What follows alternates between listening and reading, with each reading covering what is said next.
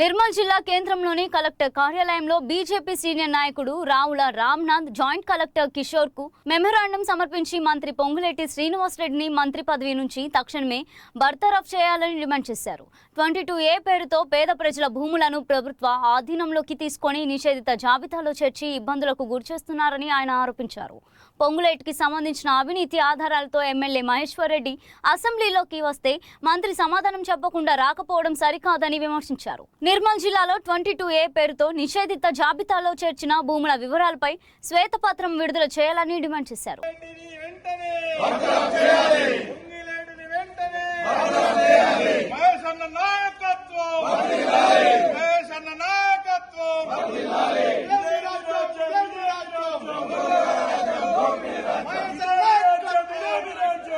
Bharatiya Janata party Telangana వ్యాప్తంగా అన్ని జిల్లా కేంద్రాలలో జిల్లా కలెక్టర్లకు నిరసన ధర్నా కార్యక్రమాన్ని నిర్వహించి మెమోరాండం సమర్పించడం జరుగుతూ ఉన్నది.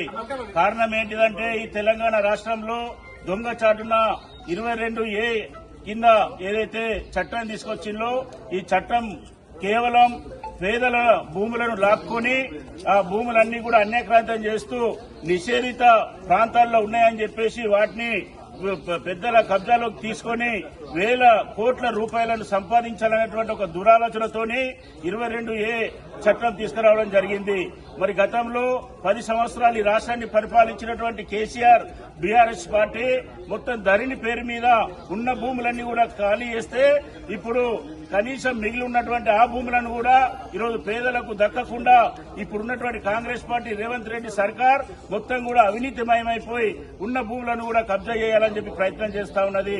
ఈ విషయాన్ని భారతీయ జనతా పార్టీ శాసనసభాపక్ష నాయకులు మన శాసనసభ్యులు మన ప్రియతమ నాయకుడు ఏలేటి మహేశ్వర్ రెడ్డి గారు ఈ అవినీతి కుంభకోణాన్ని బయటకు తీసుకొచ్చి మొత్తం కూడా రాష్ట్ర వ్యాప్తంగా ఇవాళ ఒక ఉద్యమంలా తయారు చేస్తా ఉన్నాడు. నిన్న చెప్పిండు ఈ రోజు ఏదైతే రెవెన్యూ మంత్రి ప్రెస్ మీట్ పెట్టి నా మీద ఎటువంటి ఆలోచన చేస్తా ఉన్నారు, ఈ ఆలోచనను మీరు విరమించుకోవాలి, ఏదన్నా మీ దగ్గర రుజువు ఉంటే చూపించండి, నేను రాజీనామా చేస్తానని చెప్పిండు.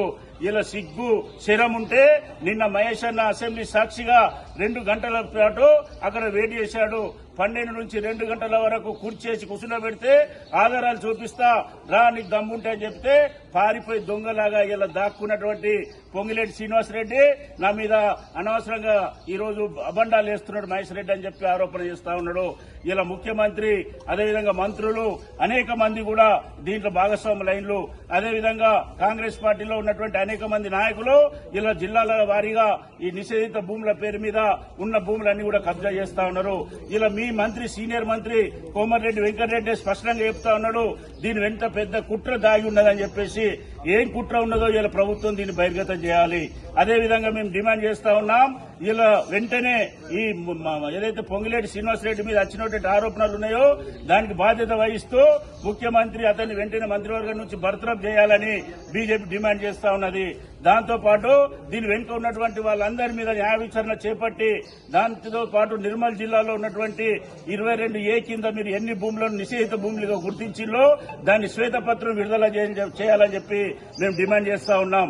వెంటనే బర్తరఫ్ చేయకపోతే మంత్రిని దీంట్లో ఉన్నటువంటి వాళ్ళ మీ దోషులను శిక్షించకపోతే రేపు రాష్ట్ర వ్యాప్తంగా భారతీయ జనతా పార్టీ ఆందోళన ఉధృతం చేస్తుంది. పొంగులేటిని బర్తరఫ్ చేసేంత మటుకు భారతీయ జనతా పార్టీ ఊరుకోదు.